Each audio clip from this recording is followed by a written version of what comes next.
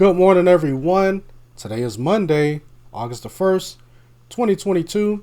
And today we are going to be reading this article, which I thought was pretty interesting, on ChristianHeadlines.com. And it is entitled, FDA lists brain swelling, permanent vision loss as possible side effects of puberty blockers in children. Now, it's just insane to me that someone would even have the idea of putting a child on puberty blockers, right? For whatever reason. I don't even understand how could someone even fathom making a drug to do such a thing. But we all know that the climate that we're living in now, this whole woke culture, this whole transgenderism, all of these types of things that are going on in our world. To me, it's just insanity. But what we're going to read in this particular article is going to show a lot of these dangerous side effects for kids who have been put on puberty blockers, and I think that any rational thinking human being would come to the conclusion that if your body naturally is making estrogen and testosterone, as males and as females, your body is doing something natural, and you make a drug to stop your body from developing naturally, then I would just think that logically and scientifically there should be some harmful side effects to that. But anyway, let's go ahead and read this article and see what the experts have to say on this.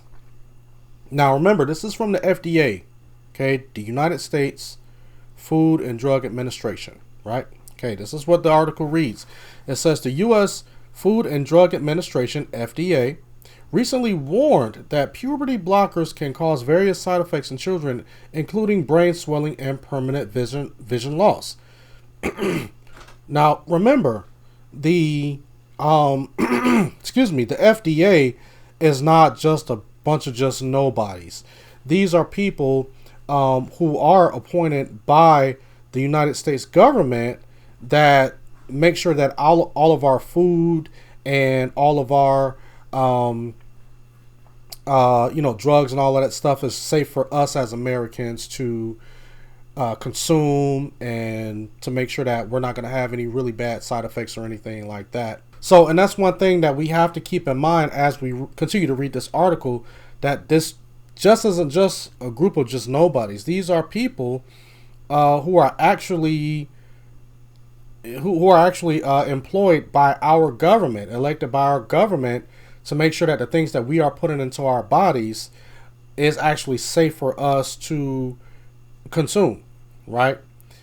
Anyway, it says earlier this month, the FDA issued a warning after observing that 6 females ages 6 to 12 who had taken, and I'm sorry if I butcher these names, it says gonadotropin releasing hormone GnRH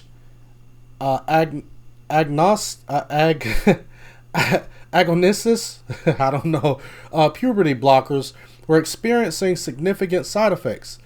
The FDA further concluded that there was a, quote, plausible association between GnRH agonists used and pseudotumor cerebri.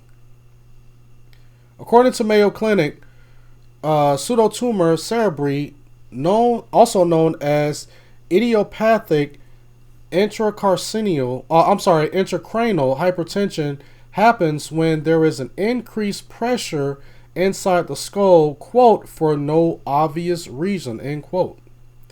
Symptoms are similar to that of a brain tumor, and the increased intracranial pressure can cause severe headaches, dizziness, vomiting, even permanent vision loss. ABC affiliate KATV reports, quote, the agency considered the cases clinically serious and based on these reviews, determined that the pseudotumor cerebri, idiopathic intracranial hypertension, should be added as a warning and precaution in product labeling for all GnRH agonist formulations approved for use in pediatric patients, a spokesman for the FDA told Formulary Watch. Although the mechanism by which GnRH agonists may lead to the development of pseudotumor cerebri has not been elucidated, and patients with CPP have a higher baseline risk of developing pseudotumor cerebri compared with children without CPP, this potential serious risk associated with GnRH agonists justifies inclusion in product labeling, the spokesperson added. Right? So we're already seeing that people are saying that putting kids on these puberty blockers could cause some side effects such as brain swelling, right? And it kind of mimics what happens when a person has a brain tumor. And earlier in the article, it says that some of these things happen it seems like it happens for no apparent reason. But what's happening is that, from what I'm reading from the article so far, is that these things have some very serious side effects. And just like I mentioned earlier, when you're putting something in your body to stop your body from doing what it's supposed to be doing naturally, then of course, logically speaking, again, it seems like that you're really going to have some bad side effects, you know? But let's continue. The reported cases of side effects in children run counter to U.S. Assistant Secretary of Health Rachel Levine's claim that, quote, there is no argument among medical professionals that gender-affirming care for adolescents is essential, end quote. Okay. People who don't know who Rachel Levine is.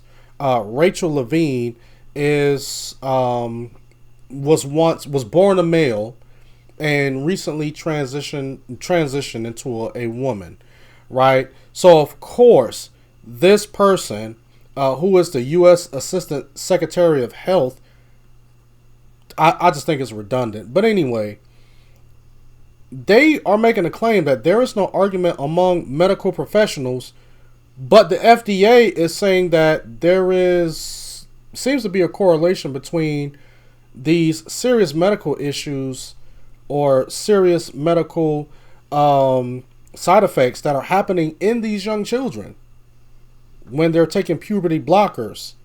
But somehow Rachel Levine says that, you know what, there's no proof of that.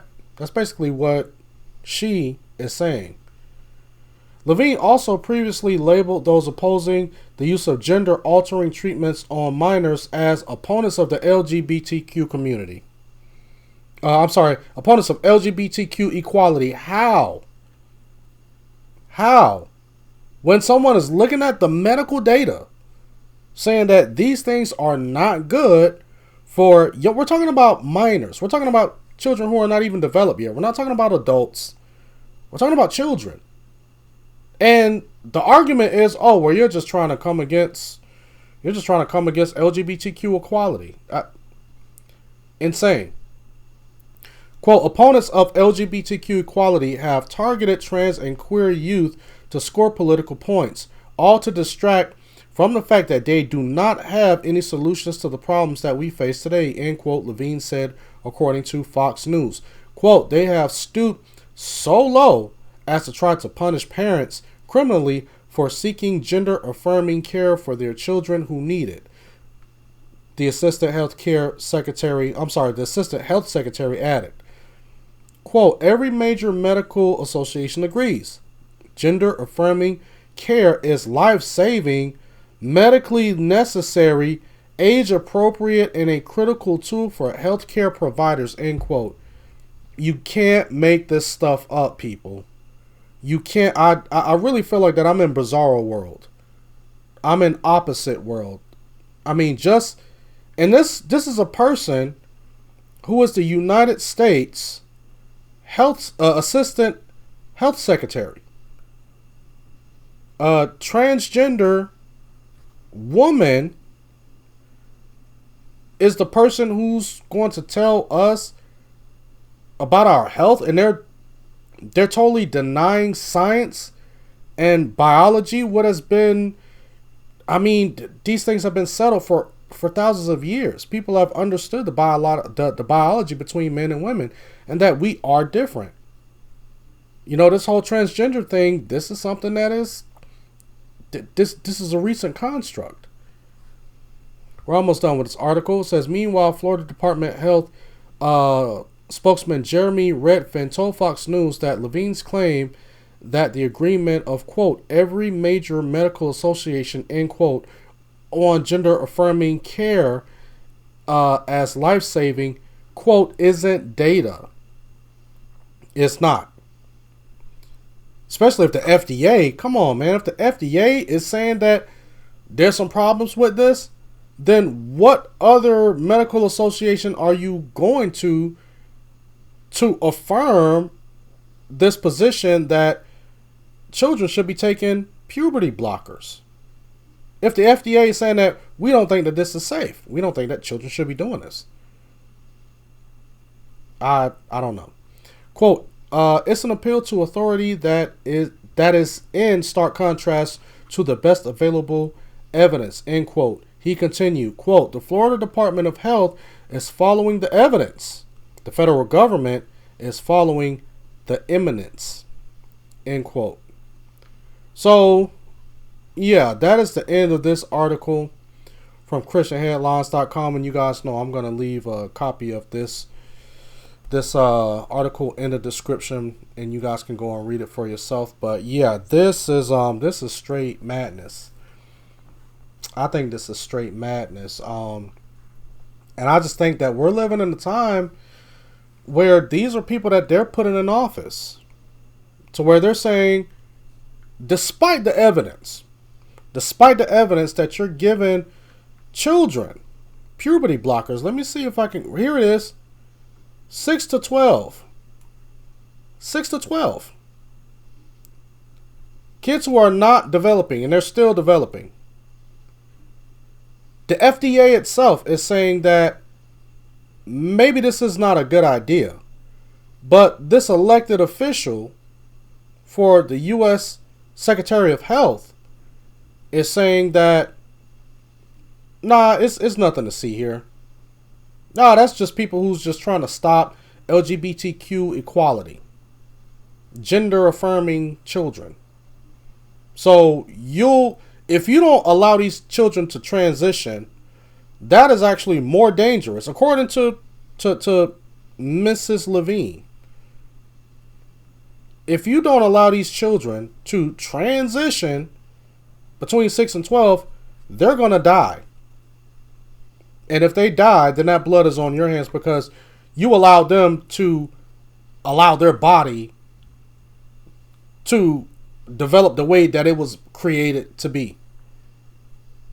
But you're being, quote, loving if you're giving them puberty blockers while their bodies are trying to do something naturally. And these puberty blockers are trying to restrict their bodies from developing naturally. Then you're being loving despite the fact that permanent vision loss, brain swelling, and all types of things that are happening to these children because they are on these puberty blockers. That's called loving nowadays. But hate is allowing these children to to actually develop naturally. That's considered hate nowadays. You can't make it up. You really can't make it up. But anyway, guys, let me know what you think in the comment section below. I mean, do you think that we're blowing this way out of proportion? You know, if a child wants to transition, then we should allow them to transition. You know, the FDA has been wrong on certain things, and hey, they could be wrong on this, and there shouldn't be anything that should stop a person from transitioning kids from one gender to the next. This is totally safe. This is all anecdotal evidence. Or do you happen to believe that our society is really just taking a nosedive off the deep end, to where people are calling good evil and evil good by letting children develop naturally the way that they're supposed to develop. That is considered hate, and that is insanity. But whatever you guys think, let me know in the comments section below. And as always, like this video, rate it, share it, subscribe, hit that notifications bell so whenever I do go live or whenever I post a video, you guys will be the first ones to see it. And you guys have a blessed day and enjoy your day.